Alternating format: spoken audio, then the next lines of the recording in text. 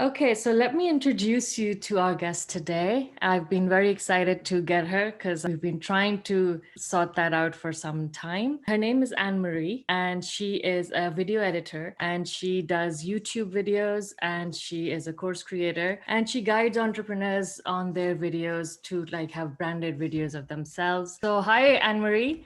Hi, thank you for having me. Yes, my name is Annemarie, and I'm a video creator. Like, I'm a video editor, and I also help busy entrepreneurs follow through their video journey and vision and realizing that through all the steps from the concepting to like the strategy over to the edited video, while I do the entire thing, so they have a very clear strategy that works for them, that feels like them. It's like an organic extension, kind of like a digital shop window. So it works for products and service providers as well. And I just really love infusing everything with their character and their personality and make it very unique.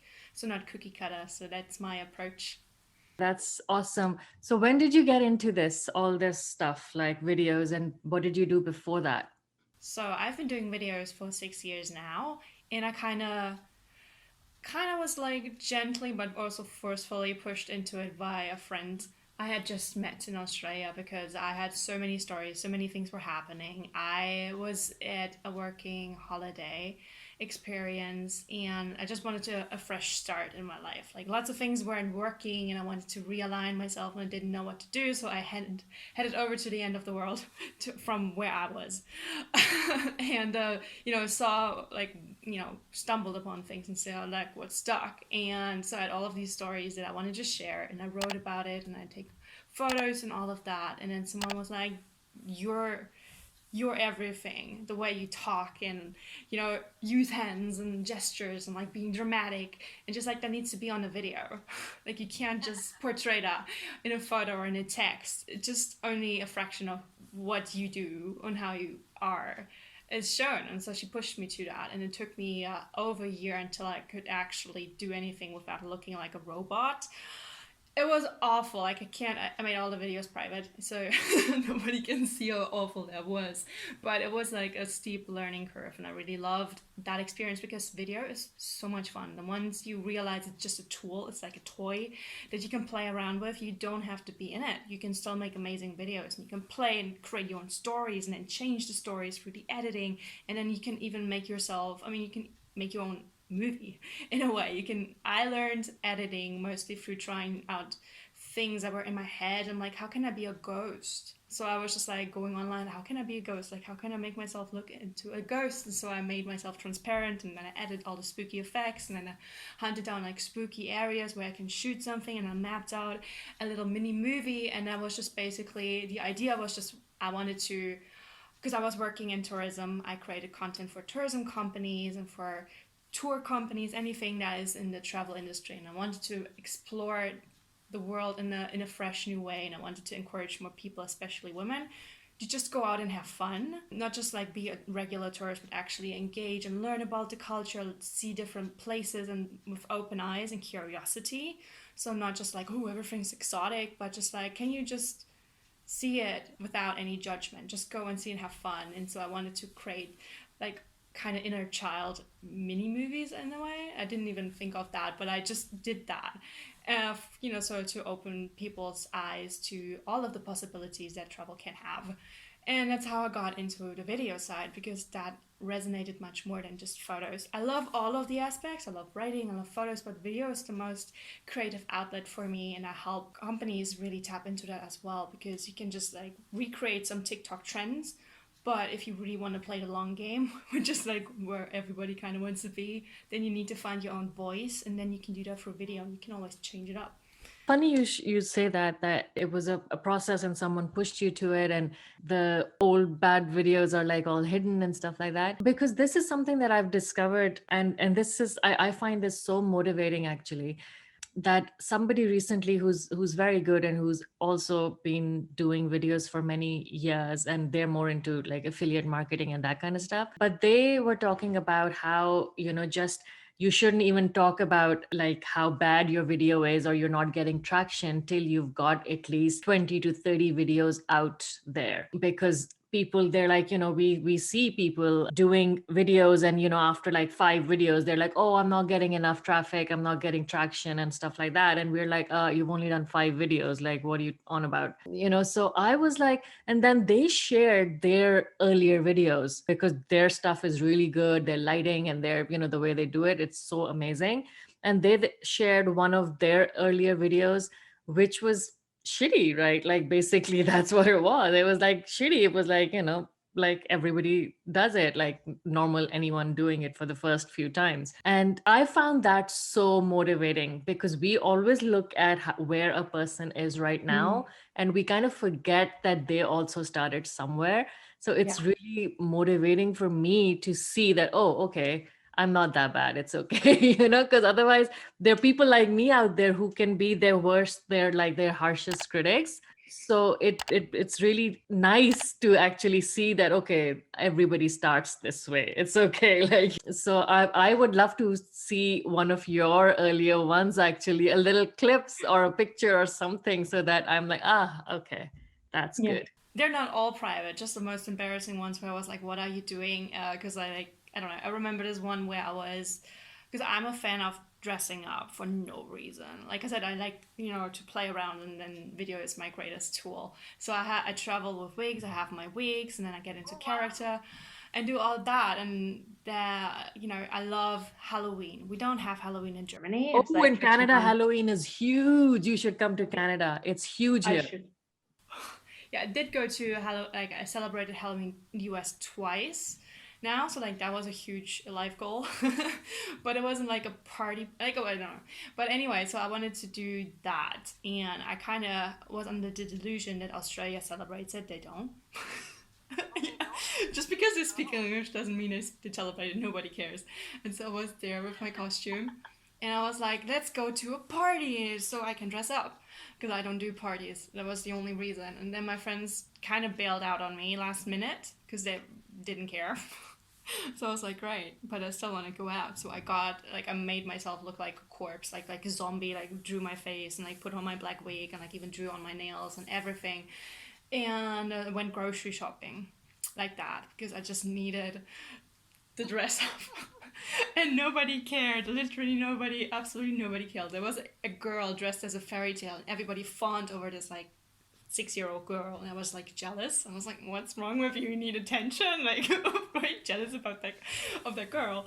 And so I just went home, and I just made my own little clip of walking around like dodgy areas of where I was staying, just so I can have that Halloween feel. And I made that movie from like it was nothing. It was just me walking around. The audio was terrible, the lighting was terrible. Like I had the camera in my face, so like it was distorted. It was like everything about it was so bad. And I just sometimes look at it just like to like see the progress and appreciate like how far I've come, because like that's a mess. I don't want that to be out there. But there's so many old videos. Like recently, for no reason, a video I shot in 2015 in Luxembourg. I was there on a rush press trip for like 3 days, fully packed, and I filmed everything I could. It's not good quality, there's no narrative, nothing. And I just edited that in the best way I could on Windows Movie Maker, which is like the most basic program that's free and it's no longer supported, so I don't recommend downloading it. But it's like a good way, like iMovie, to just get used to it, just like, baby steps. And that got traction and suddenly got 14K views, and I don't know why. It's not good. So it's good to leave your videos up because they can get traction. Like I said, with the long game, you have to really think into the future, and yeah, also, yeah, embrace who you were and what you did, and you can see the progress, and people do see it. I mean, there's always trolls who will tell you how all of the things you did were awful, and then some of them I agree with, but you don't have to say it like that. But yeah, I mean, it's a progress. So tell me another thing. What's the way that you suggest that people brand their videos? Because I know you're really into branding your videos and yourself for those videos. What are the tips? What are the, let's say, main things that you would tell people to do? Well, the number one thing is you should have your own branding kit, so that can be used for all purposes, for your branding on your website, for the way if you want to outsource, how the voice is in the copywriting, and just having the basic colors. Pick a maximum of 3 colors, have the hex code, which you can get online. It's, just type in hex code and then you just like drop your pin and then you know what it is. So everybody uses the exact same shade, whatever, and your fonts, and then also like what are the 3 main words people should associate with you? Are you like serious and down to earth? Are you quirky and airhead, or like inspirational? Are you like a green, like ecological business? Like what is it that people think you are? And then you need to step back and feel like, how should I feel about you? Not just like what they associate just logically, but also how do they feel after working with you, after associating with you? So it's just like, warm, fuzzy feeling. Do they feel inspired? Do they feel energized? Do they feel like motivated? Do they need like a kick in the head? Do they feel raw and vulnerable? Like what is it? And then you use that for your video. Same like if you look at any Hollywood movie, everything is intentional. The colors, if it's like an action thing, everything's like kind of steel gray, and then the pacing, if it's an action movie, it will be super fast, whereas if you have like a documentary, it's so slow. Or if it's like a rom-com, then suddenly everybody dressed like in pastel colors and poppy colors, and everything is like quirky and there's a lot going on in the background. And if you had like an indie movie, everything would be more toned down or over the top. Like what is the vibe, what is the visual that you see yourself in? If you were to stage your own like shop window, like what would it look like? Cluttered, or like very minimalist, or colorful, or like monotone? Like what is it? And then you translate that to your visuals, and every time you show up in video, like it doesn't matter what's going on here or here, like out of frame, nobody cares. So you can be sitting in your PJs, as long as you know what's showing up here is intentional. So like there's not much going on because this is not my usual set, but like I put the camera here just to prove a point that I shoot with the camera. So you need to be, and these are my colors for my brand. So I always wear something yellow and pink because that's my vibe. And I was like, let's just make that into my business, because these are like colorful and very bright and happy colors that work for my brand and for the video style, because my videos are usually kind of quirky. Like I don't do very serious unless it's like kind of horror movie. I don't watch horror movies, but I like the challenge of editing, something like that. But that is not my general brand, so I won't wear like my black wig. So yeah, just really step back and think about how you want people to feel and how that could look visually, and then just stick it out. Just like put your color everywhere, put always the same objects there. If I just put in, I don't know, like putting that here makes no sense. Just like tissues. You need some? Why? So if it doesn't make sense, get it away, get it out. You can always put it back in, but just like be intentional. So, because I, being the brand side of stuff, I completely relate to that, and the brand persona, the brand personality, and all of that. And then my fashion background is exactly that's why I think I'm also a visual person. So I completely relate to that and completely understood that. I think that's one of the reasons that I can be a perfectionist. Like for example, right now in this frame, because I know I look at frames as well, because in photo shoots we used to always look at the frame and style that frame and things like that. So like right now in this frame, I can see the sink over there. I can see the the light over there, and it's bothering me since the second we started. And I'm like, okay, I need to move this sheet over here. And honestly speaking, I am gonna get up right now and I'm gonna do it. Okay. Watch her do branding in action. That happens. It's so normal with video that things don't go wrong, right? In fact, there's always something going wrong when you do video. Always. It's like the number one rule, other than just show, don't tell, which I always say. So show what you say. Don't just like talk about it, but you have the medium, show it. If you talk about your product, show the product from all the angles. And then also something's gonna go wrong. So you need to just, be prepared for that and also be okay with it. People realize you're a person when you are messy and mess up, and then forgive yourself and be like, okay.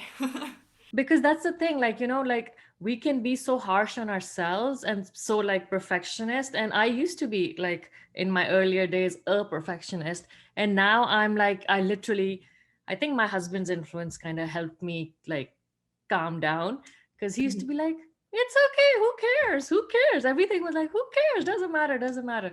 You complimented me in that sense. And then you also realize nobody really cares. Like, it's not a big deal. It's okay. And I think I mentioned it before with you when we had this talk last time, that one of the best things out of COVID is that people's standards have kind of lowered, and they are Mm-hmm. not so into the perfect look and the perfect life and the perfect everything, right? So it's okay if the kids are jumping in the back and you can hear them, or the dogs barking, or something like that, that everything has to be like completely perfect.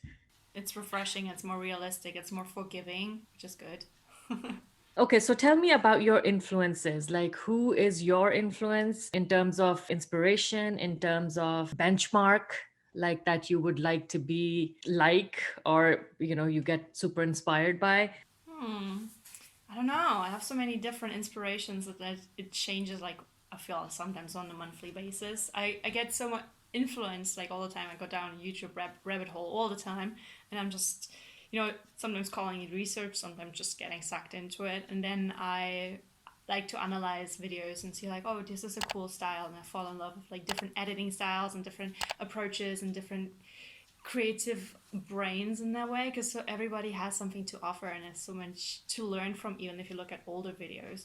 From a business perspective, I admire Richard Branson so much. Like he created so many empires, like an empire out of so many businesses, and it's down to earth. Is like so visionary. I love that attitude. And creative wise, I really love like editing friends I have, like Scott Herder's really cool from Bobo and Gigi. He does all the coolest time lapses. I share his stuff a lot because like that's so inspirational when you see people who are like similar to what you do. Like so I don't have like the highest like far away people like Richard Branson. Like well, how can I emulate that? There's already like so many levels up, but there's also people on your same level in different trajectories of your life. Like it's inspirational to also be grounded in that, but also surround yourself with people that you can emulate. And I'm currently also obsessed with an artist group from Korea. Like the DPR guys are amazing. The way they even think about their music and their visuals and everything is like tied together. So it's this pure artsiness that I also admire, not just the technicalities, but I was just like, how do you even come up with the entire sets, the entire narratives, the entire like sound designs I knew nothing about, but it all ties up together, and I love that collaborative approach, which I also find lacking a lot. So I'm trying to kind of recreate that in my future, like work more with other people on projects, or just even like brainstorm off of each other.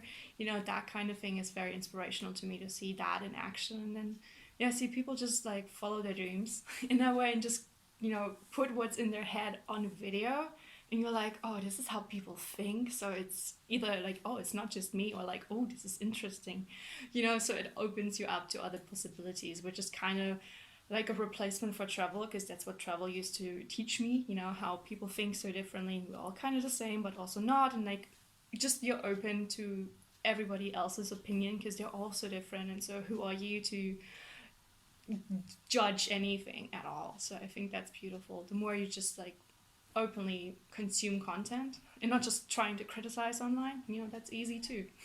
Absolutely. And I agree with you about the travel thing, because that's how you open your eyes. You get to know other people, other cultures, and you understand that at the end of the day, everybody deep down is the same. We all have the human experience. We all, get born, we all die. We have like a life in the middle. We need to eat. We need to, people get married, people have relationships, they break up, they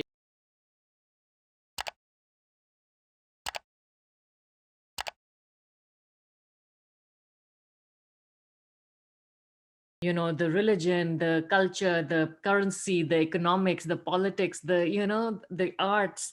That's cool that video has now like is sort of bringing that to the surface. I really love that. Okay, which common mistakes do you see people make on videos?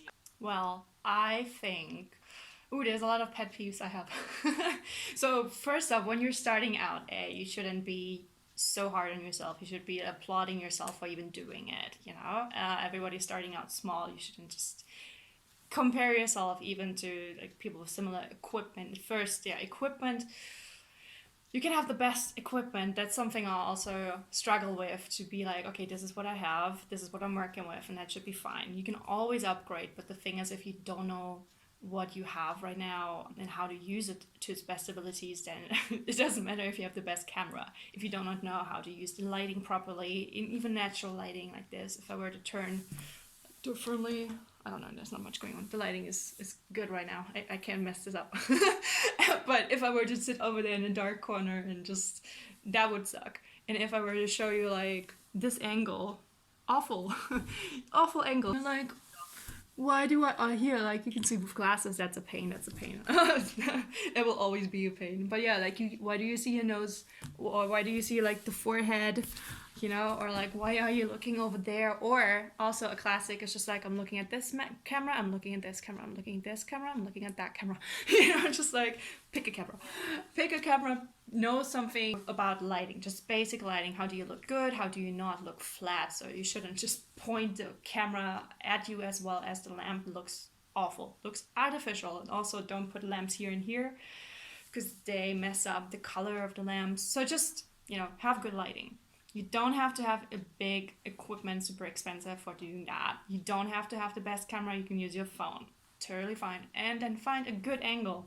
It's really about feeling confident. So when you know this is how you look like, then you're like maybe that speaker who does this all the time.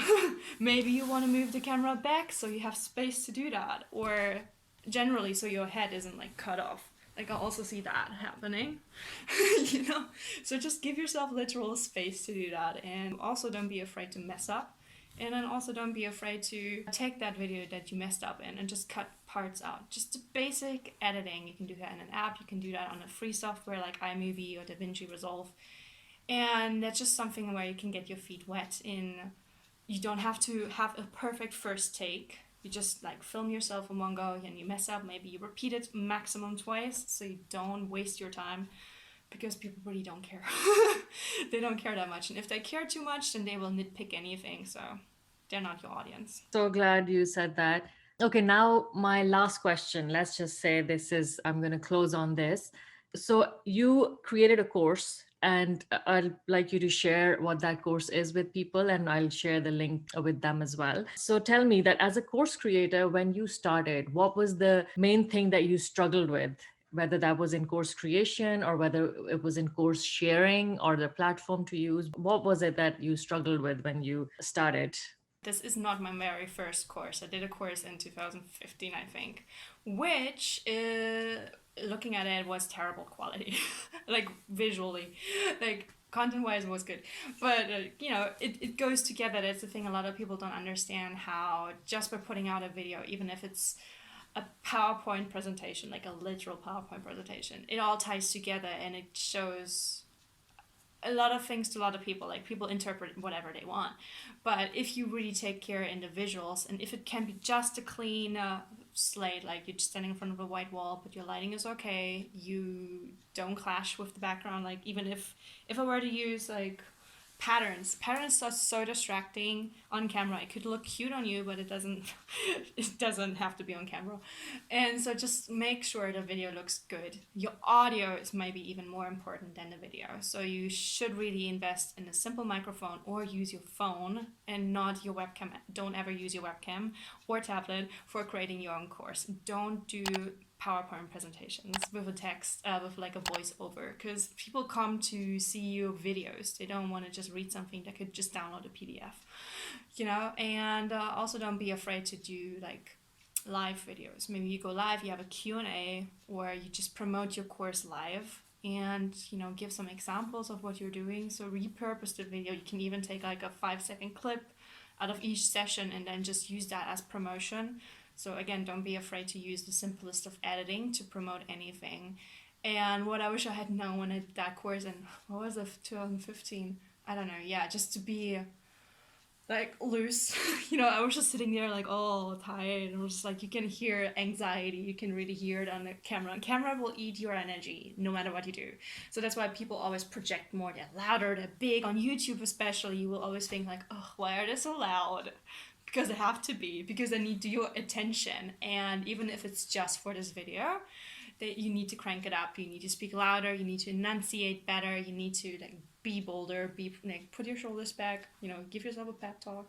And then when everything is in place, when you know you had the lighting right, the camera's okay, it's rolling, everything's on, then you just focus on talking to that one camera, not the second camera, the one camera, and do your thing, like you talk to a person, like an actual friend. So you have fun and you just imagine a human, at one human, not the entire humanity you want to advertise to, just one human to talk to as a real person. That helps. In because when I made my course, so I kind of related to what you said, that I did the course live. So I was just doing it live with the people who were taking the course, and I just recorded that and then shared that with them as well, and just edited a little bit later on to launch it properly.